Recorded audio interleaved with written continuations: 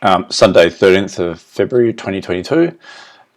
I'm just doing a video on just a specific subject, which is making money. So when to get aggressive, or when or how to get aggressive when the timing is right. The reason I'm recording this one now is the market had a pretty big dump on Friday night, US. Now I'm going to go into a separate video on the technical indicators and individual stocks and my plan of action there, but I wanted to keep this as more of a general video. What I've tended to do is not make money when the time's right.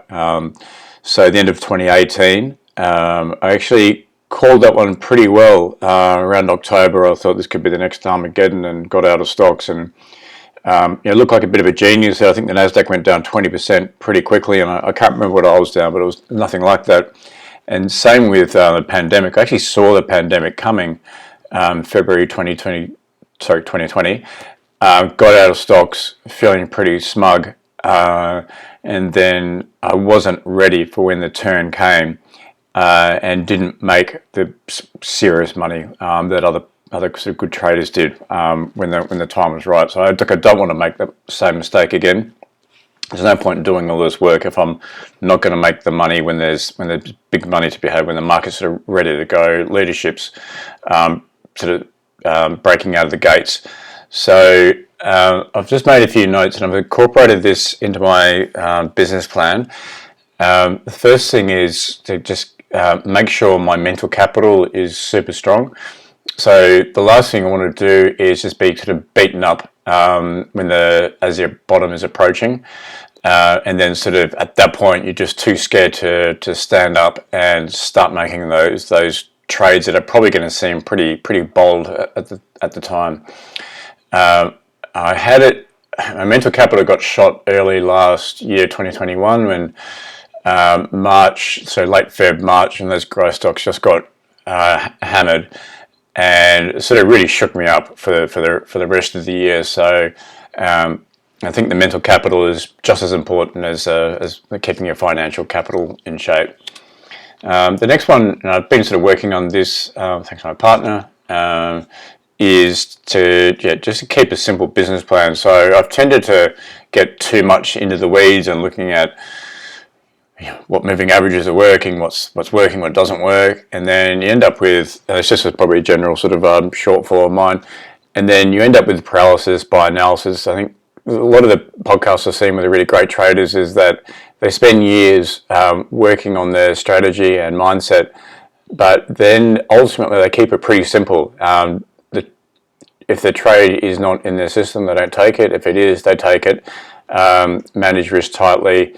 And yeah, that's about it. So a guy called Ryan Pierpont's up like 15x over the last 2 years, and he just seems to keep his strategy simple, not overthink it too much, not get too intellectual.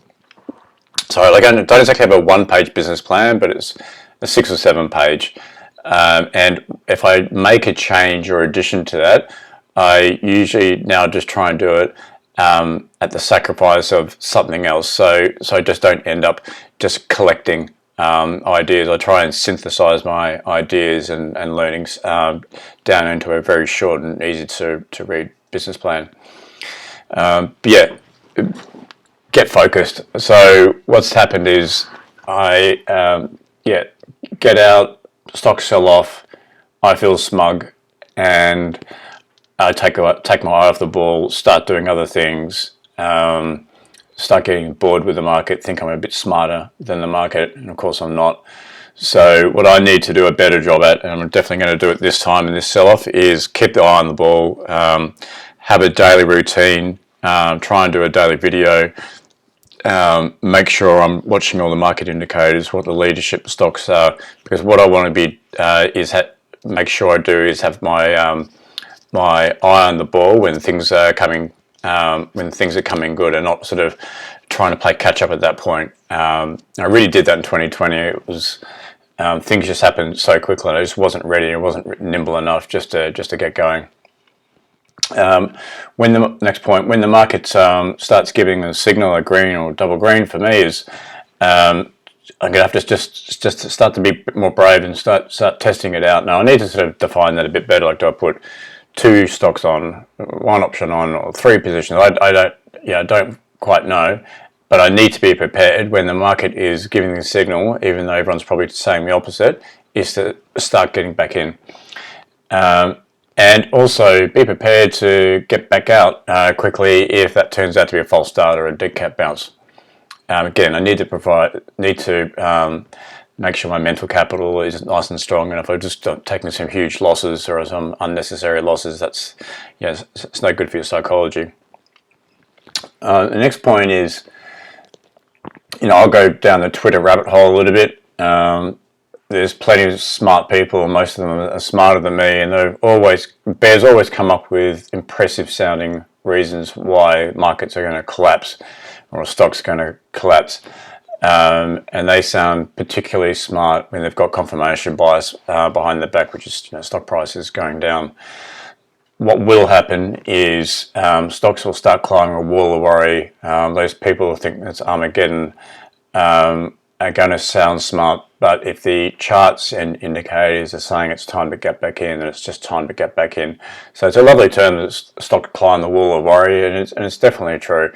And I can't remember, there's a last part to that saying, but they sort of collapse on the wall of euphoria or something like that. So yeah, good stuff there, just to see what other people are saying, and are they a contrarian indicator? But the most important thing is just to don't let what they say affect you too much. Just go with what your analysis is saying. So the last two kind of wraps up in these last 2 points. I've got to do a better job at playing great defense and offense. And I think that's what really makes some of these traders really good, is they'll know when to go in hard, but then also know when to say, this is all getting too easy, it's getting too much, your equity curve's through the roof, and then start to play defense. So quite often people are very strong at one or the other. Some of them might be very good at offense, but then just give it all back when the market turns down. Or if someone's a great defense player, they don't lose much money, but then they don't make much money either. And what's the point? You might as well just stick your money in property or an index fund and go and do something else. So being nimble and be prepared to get offensive really quickly and defensive really quickly, and being open to either scenario is super important. And the last thing is, I just touched on this before, is keep it simple, not to intellectualize too much. I've just got a simple list of indicators just to go through, that if I sort of weld those together, it does give you a pretty good feel for what's going on, and along with what stocks are showing the best leadership signals, and buy when the time's right, and sell in the strength, selling when it's getting too easy, and then converting to sort of a defense, and just be sort of robotic like that. I don't need to sort of think about what's happening in the macro too much. If Russia's going to invade Ukraine and all that sort of stuff is interesting, but I don't have any edge there. Most people don't have any edge there, so take all that with a grain of salt and just stick to my business plan and just keep it nice and simple.